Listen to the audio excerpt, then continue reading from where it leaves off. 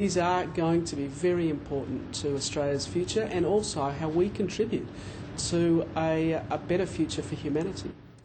Megan Clark speaking to Chris Ullman in Canberra. Now, around 4 years ago, a New York photographer started a blog called Humans of New York, which celebrated the unusual inhabitants of that great city. Today, it's got nearly 6 million followers. Sydney sider Jo Wallace has taken the idea and applied it to her favourite suburb, Newtown.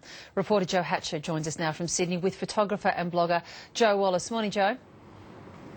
Good morning. Yes, the Humans of Newtown project is all about capturing and telling the stories of people who live in this eclectic suburb in Sydney's inner west. The woman behind the project is Jo Wallace and she joins me here. Jo, how did this project start? Well, I've actually been planning this for quite a while. I've been thinking about it for about 5 years and just never quite got around to it. And then I discovered the Humans of New York Facebook page and thought, well, Newtown needs its own, and I just got my camera and got out there and got going. And have people been quite responsive? Mixed reactions, yeah. I've been abused by some people when I've asked them to take their photo or do an interview with them, but most of the time people are pretty receptive. Some people are quite chuffed at being asked to be interviewed, and a lot of the time even the interviews finish with a nice long hug, which is great. So you take people's photos and then you ask them about their stories? Usually, depending on where we're at. If they don't have time, it might just be a quick shot of them if they're doing something interesting. But hopefully they've got the time and we sit down and have a bit of a chat about themselves, what they're doing at the time, or about their personal lives. And have you had a good response online? It's been great. It's only been going for about 3 months, and I think we're about 12,500 followers on Facebook, and the blog's ticking along nicely, so yeah, it's been good.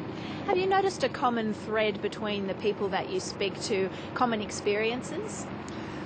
There's certainly a different kind of cohesion I find with the people in Newtown, and I interview people, not just the ones that live in Newtown, but the people that work and play in Newtown as well. There are a couple of surprising things. I am surprised by the number of people that are struggling with mental health issues, which is kind of quite sad that the rate is so high, but at the same time it's good that they're out talking about it.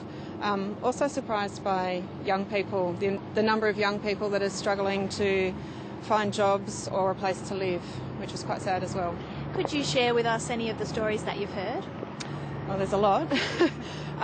One that springs to mind is a really lovely girl I interviewed, I think last week. Her name's Rosanna, and she makes jewellery out on the street, and I went and had a bit of a chat with her, and she was telling me that she learnt how to make jewellery from her experience as an exchange student in Costa Rica, and she was living in villages, you know, up in the mountains surrounded by coffee plantations, and went to the local school there, and there are about, I think, 3,000 students and only a couple of teachers, and the teachers wouldn't necessarily turn up and no one really cared so much.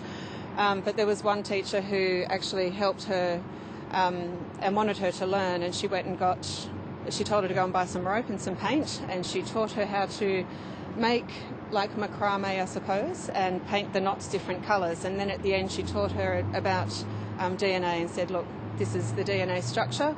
And Rosanna said to me, I still only know those DNA components in Spanish, and started rattling them off in Spanish. So, yeah, that was a really lovely story. But she also talked about, and I guess I'm finding that there's quite a few South Americans in Newtown at the moment, but she talked about how she'd come back from Costa Rica and she was quite surprised at the lack of warmth in Australia, that people tend not to look each other in the eye and they won't know their neighbours, and she was surprised at the lack of children playing in the street, and you know, she was wondering where the community parties were and things like that. And I've interviewed a couple of South American people that have said the same thing, but one thing they've liked about Newtown is they've said there's probably a bit of a warmth there that they haven't found in other parts of Australia, and they've said, look, we just really want people to go out and, you know, and be genuine and talk to people and ask them how they are, and listen to their response and get to know your neighbour.